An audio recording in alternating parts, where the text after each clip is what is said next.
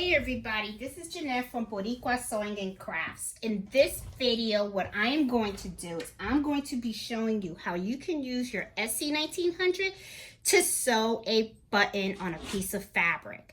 So this is really not hard at all. I did practice a little bit because I wanted to see how this would work, and I know exactly how to show you guys step by step how to do this, okay?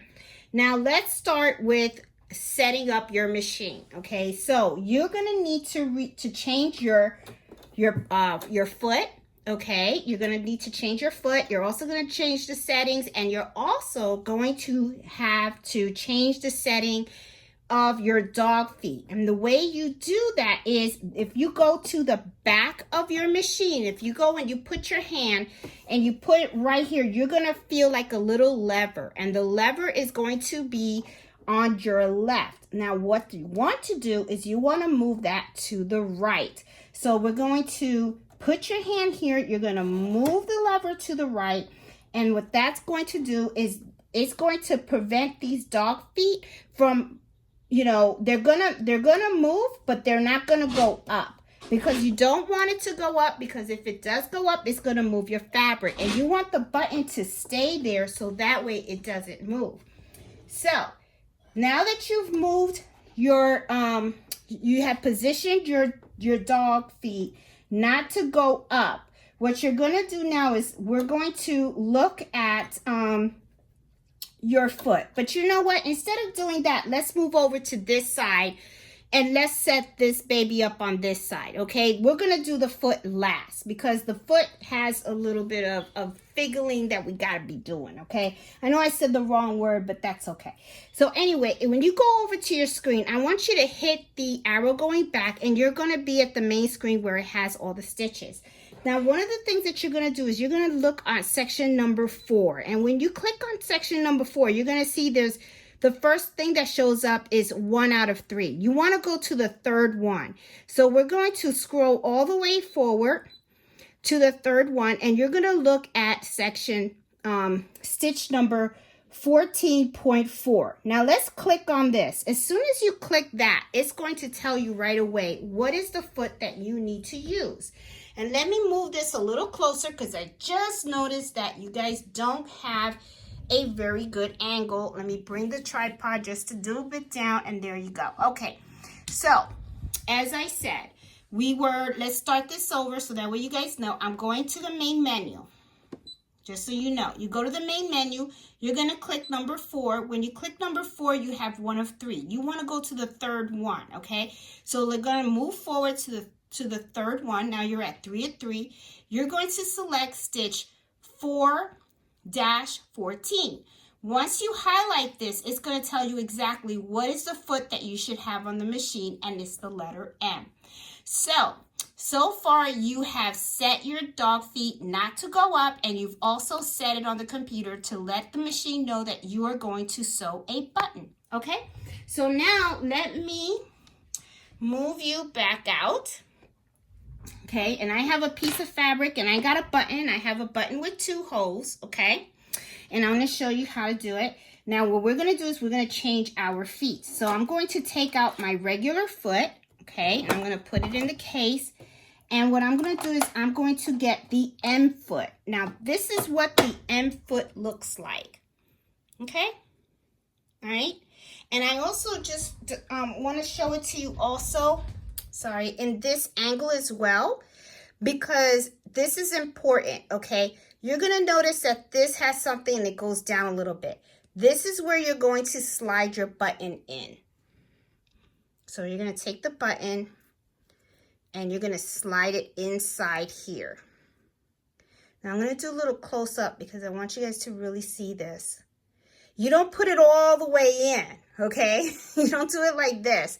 What you do is when you're pushing it in, I want you to pay attention to something. See how, I don't know, oh, let me put it. See how I align it? I don't know if you can see that. Okay, there you go, perfect. You see the 2 holes of the button? And then you see that there's a little piece right there. If you look at your foot, you're gonna notice there's a little piece right there. You want that to be right smack in the middle of the two holes. There you go, of the two holes. Okay, you want it right smack in the middle. And then you want to align it correctly. Now, this sometimes can get a little misaligned when you're putting the foot in the machine and the fabric. But just, you know, just so you know, this is how it's supposed to be. Okay, so let's watch me how I put it on the machine. Okay, now, of course, you know, this is where you're going to engage it to your machine. So it's going to go like this. So I'm going in here. I'm lifting up my pressure foot. And I'm going to snap this in. See, it's snapped in. Now, let me move this camera a little bit closer so that you guys can see. And I'm going to bring this down a little bit. Now, as you can see, when I already have put this in, you could tell the button already shifted. So I have to realign it a little bit. And let me see if I can get this at a better angle for you. Move this up. And I'll be right back. I want to make sure I have the angle right.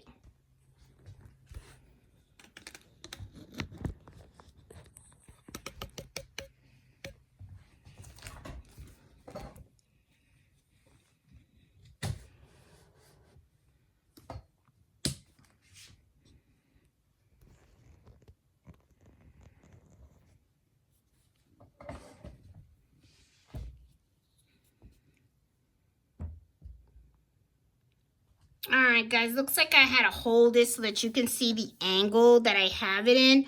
But I want you to really see, and I'm going to try to push it in so you can see exactly how it should look. Let me bloom it in. Now, there you go. Now, you see how it has like the middle part and then it has the two circles of the button? That's how it should look. Like I said, when I put in the fabric and stuff, it's going to shift a little. So you just have to adjust it, okay? So I am going to put my camera down. Let me lift this up a little bit so that you guys can see exactly how I do this. I'm also going to put my foot pedal on the other side because I want to make sure that you guys can see everything. Okay, so I'm going to lift my fabric up.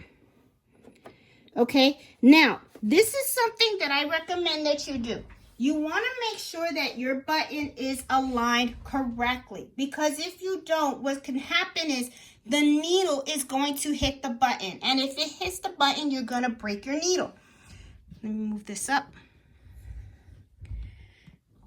Get in here. Okay, so one of the things that I recommend you do is you have your little handle right here on the side of your machine. Turn it towards you, and as you turn it towards you, it's going to move the needle up and down. So that way you can make sure that the needle is positioned correctly with the buttons, all right? So I'm going to turn my needle, and as you see, it went down one hole, and you see how it switched over to the side? And now I'm going to put it down, and it's perfect. Okay? So now I'm going to lift up my needle again. So now I already know that the needle is fine. So now that I know that the needle is not going to break because it's going into both of the holes of the button, I'm just going to hold my fabric in place, okay? And then I'm going to hit the pressure foot, you know, or I forgot what these terms are. I'm just going to hit go. So I'm going to go. Oops, I have to lower my pressure foot. I didn't lower, and here we go.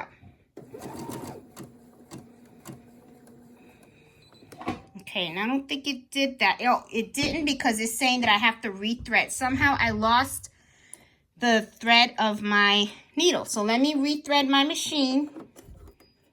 And let me up the thing. I have to rethread. So let me rethread here.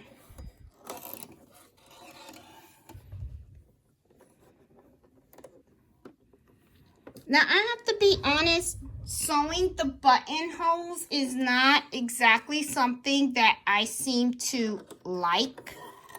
But someone asked for the video, and it does work. It does work, okay? So if you want to do it, you know, I mean, the capability is there.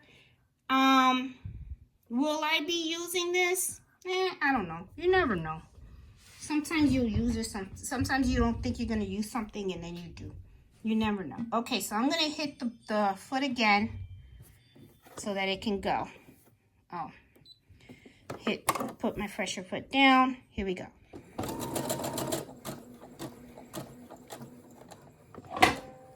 There you go. It stopped. Oop, I hit the camera by mistake. Sorry. Hope you guys didn't get dizzy on that. Let's take this out and let's take a look to see how the button looks. And there you go. Oh, sorry. There you have it. It's sewed on pretty good. So all I have to do now is just cut this excess thread. And we're good to go.